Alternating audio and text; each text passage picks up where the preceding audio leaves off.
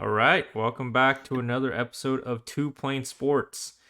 Um, should be a good one today. We appreciate you all for watching the last one. We're going to talk a little bit about some crystal balls that came in for a defensive lineman that we actually talked about in our last video. Linebacker cutting his list down to 10, and then a big recruiting weekend that is coming up for Oklahoma with a lot of kids from 2025 all the way to 2027 graduating class. Before we get into everything, make sure to like, comment, subscribe. Like we said last time, we really appreciate you all for watching. Turn on the notification bell so you don't miss a video.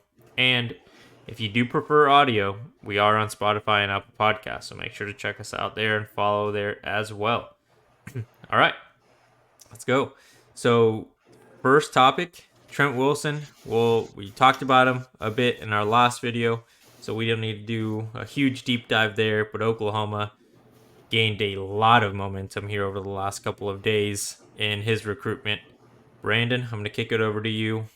What do you think? Yeah, I mean, if you're on the X app at all and you're an OU fan, that's about all you've been seeing the past couple of days is all this positive things about Trent Wilson and how Oklahoma's trending for him, which would be fantastic. That April 10th date is shaping up to be a good one for the Sooners. You are really likely to land Malik Hawkins, and it looks like Trent Wilson could be joining him. So, I mean, any day we can get two commits to that class is really fun. Trent Wilson would be probably the top recruit in the class at the moment as it sits.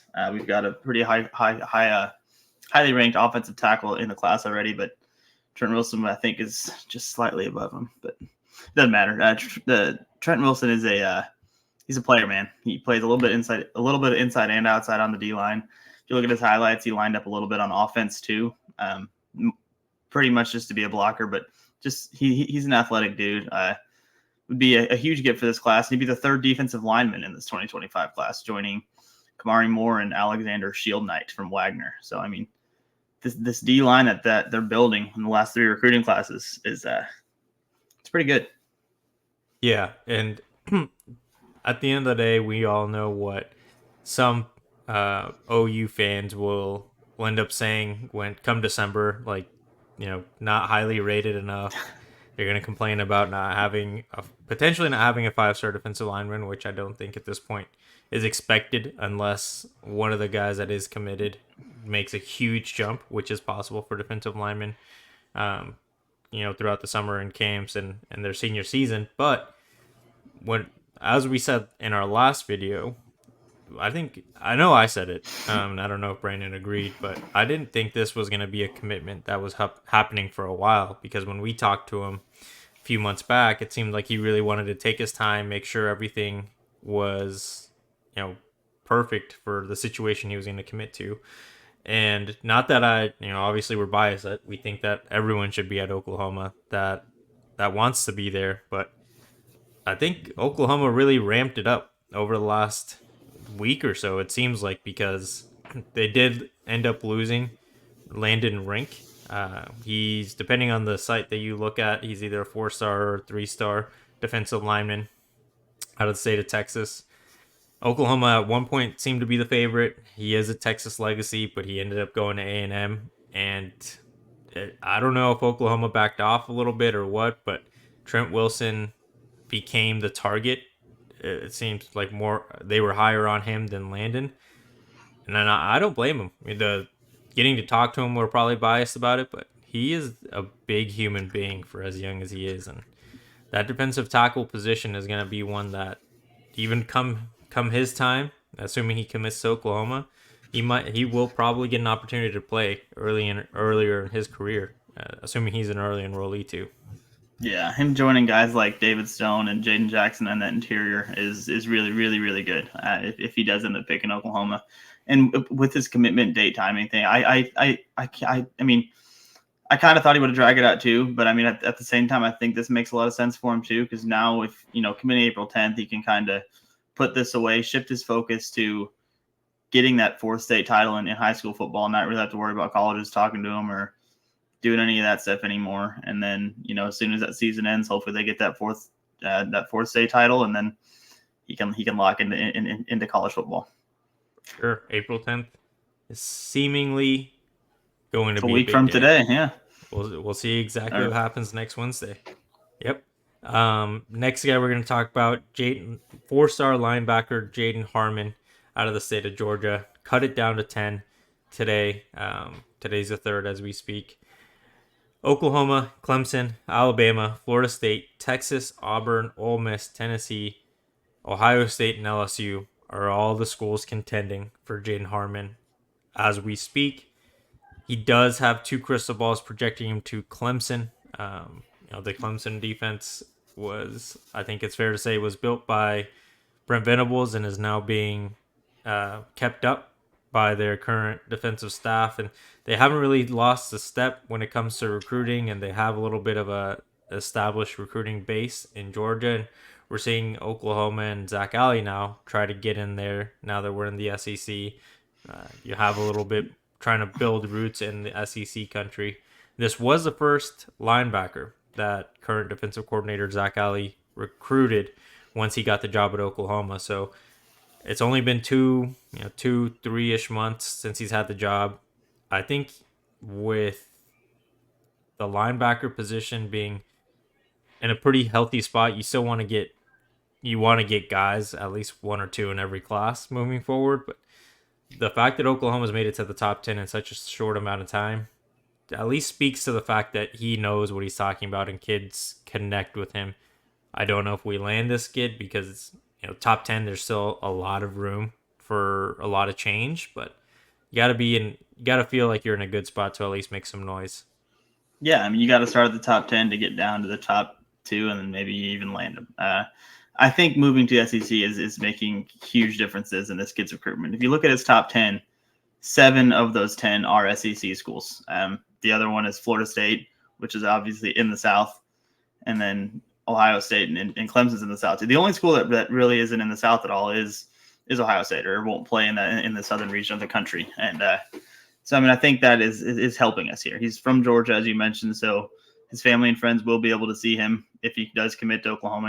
We're bound to play them over there in Georgia, or in the surrounding area. Against Florida, other schools like that. So I think that helps us here.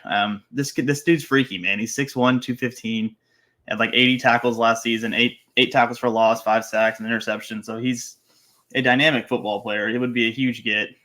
There's a lot of work to be done. Clemson's going to be tough to beat out. They appear to be the favorite with those 2 crystal balls that you mentioned. But also, like you said, man, it's a top 10. There's a lot of time on this. He doesn't have a date set. There's a lot of visits to happen. There's a lot of things that can shift and change. You just got to keep pressing. And if he joins this class, it's another great get, because it's really shaping up to get Trent Wilson here. You had him and Trent Wilson. The class is already 6. This class can be pretty special. Yeah, it's going to be, we were talking about it before, small but mighty, because it is expected to be on the smaller side when you look at the numbers. Just that there's not enough scholarships to go around to try to get 25 or to 28 recruits in this class. But I agree, this guy is extremely talented. He kind of reminds me of Dasan McCullough coming out from the outside linebacker position. I don't know if he would have that same potential because Dasan is expected to be an outside linebacker / cheetah. In this defense, I don't know if Harmon would project as the same, because at least when I watched his tape, he seemed more of a guy that can set an edge and rush the passer.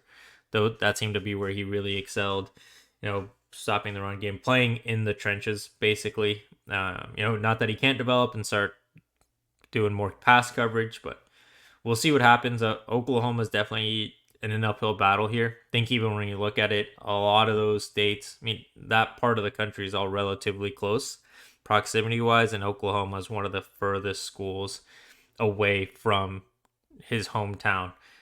That probably Austin, Texas. Like, those two are the 2 furthest. Just not the best at geography, but I can't imagine that Tallahassee is further away than Austin or Norman is to where he's from in Georgia. So we'll see what happens there. Definitely going to be one to hope Oklahoma can climb the ranks and make it top 4. Official visits are unlimited now. They can take as many as they want. They're not limited to 5, so I don't think an official visit really speaks much as long as all 10 get a chance at it. All right. Next thing to talk about, and the last thing to talk about for this video, big recruiting weekend coming up for Oklahoma. The Heisman Hangout is happening. A lot of kids are going, and like I said at the beginning of the video, from 2025, so immediate guys that Oklahoma is going to prioritize, all the way to 2027. Guys that it's going to be a while before we even really know their names, how good they can be. But this did seem to come out of nowhere when it comes to just as a recruiting visit, and it became an event that hasn't been done before. We'll see how if this is going to be an annual thing like everything else that Oklahoma's done. Brandon, what do you think? I mean, hopefully it is an annual event. I think anytime you can get this many kids on campus, and like you said, range from 2025, 2027, next year, probably 2026 to 2028, whatever, so on and so on. The more times you get kids on campus is always good. No matter whatever the event, it doesn't matter. Just get them on campus. If you're a 2027 kid, this could very likely be their first experience at a college visit, a college thing. It's a good opportunity to set the tone. I think those first impressions can really last a long time, especially if it's if they hit it out of the park, which I assume the staff will. I assume they'll have a fun event. Check out the Heisman trophies. Check out some spring practice. Things like that. But I mean, it sounds like a fun event. It's awesome. It's always good to have a lot of kids on campus. Hopefully, it goes well.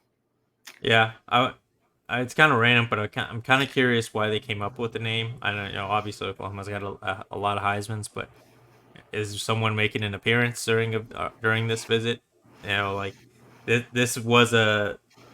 I mean, typically everything else, all the other names are just like Junior Days, Party at the Palace, Future Freaks. It's all based on recruit or titled around recruiting. This one is, around the Heisman Trophy, which Oklahoma has a lot of, fortunately. But it would be pretty cool if they got to meet a Baker Mayfield or Kyler Murray or even someone that was a finalist, like bring Jalen Hurts or something. Yeah, Jalen Hurts or something. Yeah. I mean, having a Heisman on campus for this event would not suck. I wonder if they've reached out to any of those guys. I feel like if you're going to do it, this would be a good time for a lot of these Heisman winners to come. A lot of them are playing the NFL now or something, but there's not much happening in the world of the NFL. This would be a good opportunity for them to come back and help us recruit the future. Exactly. I mean, we'll see what happens. We'll have more on it after the visits actually happen. I feel like just spewing out a list of people doesn't really make sense for a video. But we'll definitely talk more about the individual guys come next week. Brandon, anything you want to add or in the video challenge? I guess for the end of video challenge, we'll do. I mean, the Heisman Hangout was the last time we talked about, so we'll do. Who do we think the next OU Heisman winner is going to be? I think the obvious answer is Jackson Arnold, but does anybody have an outside shot? Can a running back do it? Can we have a receiver have a crazy season? Something like that. Who's the next Heisman winner at Oklahoma? It will happen. Yeah, it's inevitable. It's going to be interesting. I think really just got to go and look into the quarterback room. Jackson Arnold, like you said, kind of the natural favorite there, but who knows? Could be Mike Hawkins. A lot of reports have been coming about how impressive he is as a freshman. Yeah, you see Gabe say. I think it was a couple of days ago. It was the Gabe and Teddy show, and Gabe was saying that from what he saw that one day, that there was nobody more impressive than Mike Hawkins, which is strong words. When Jackson Arnold's there, a quarterback. Yeah, and I think everyone's kind of just accepted that Jackson is the starter, so as long as he doesn't stink, then it's hard. Like, to impress as Jackson Arnold now is going to be hard, but not taking anything away from Mike, because it sounds like he's doing amazing, but that means he might be the backup, which I would really like over Casey Thompson personally. But that's a topic for another video, I guess. Appreciate you all watching. Make sure to like, comment, subscribe. Turn on the notification bell. If you prefer audio, go follow us on Spotify or Apple Music, and make sure to leave a comment there and a rating, because we do appreciate it and it helps us grow. Thank you all. We'll see you next time.